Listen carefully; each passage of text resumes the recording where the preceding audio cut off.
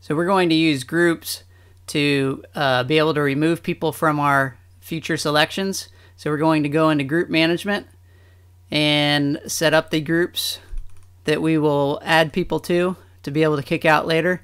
In this case, I've already got some tracking groups set up for oppose and support, so we're all set there. If I didn't have those groups, or if I wanted to create new groups, I would just click add new groups.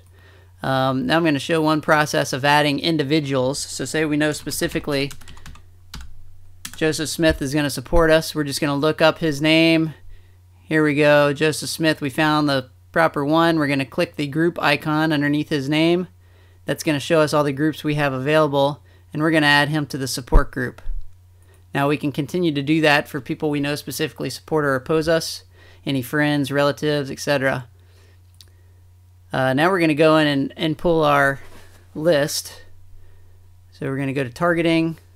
We're going to go ahead and target the whole county. So we'll click the next page.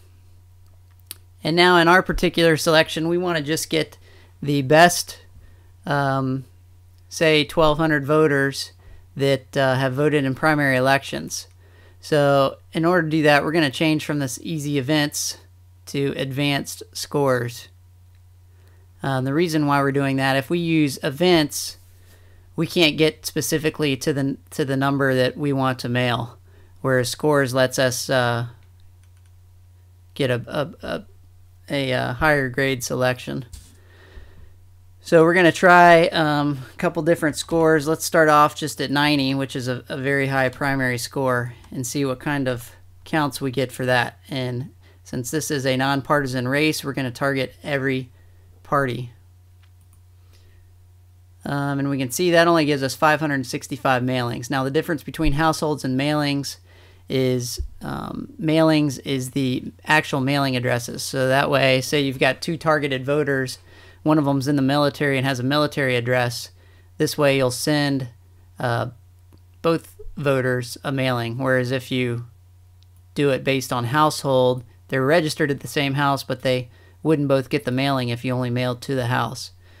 So that wasn't high enough. We're going to come back a page and drop the score down to 60.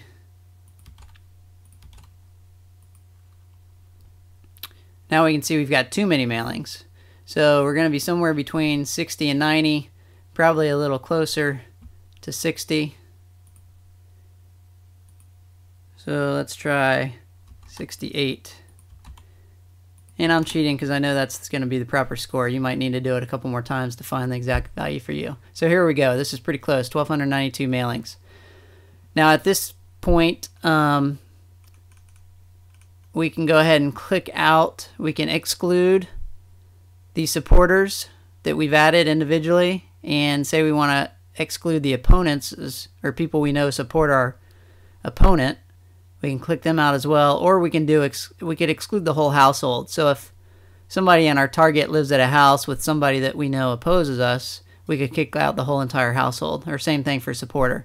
So this just, the difference between these two columns is whether you're kicking out an individual voter, and you may still include the address because there's another voter there that is not on your removal group, or you can kick out the entire house. Now in this case, Joseph Smith was not in our original target, so he must not be a primary voter because we can see that count did not change. But we want to go through this result list before we actually create our labels, because we think there's more people that we want to kick out. So we're just going to review the 1,292 or 1,800 voters we currently have selected by doing view list.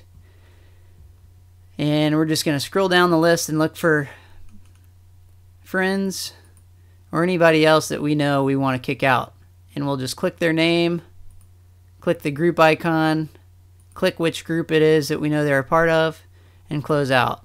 So we can just review this whole list and add those people. Now once you've gone through and added everybody you want to remove to any of those groups, you can go back here to this page, and now we can kick out. Let's go ahead and click out the entire house of anybody in those two groups, And we can see the count went down by 2 records because of the 2 that I just previously added. And so now from this page I can select the report that I would like to create. And it's going to be only the best primary voters with the people with the addresses removed that were in any of the groups I added.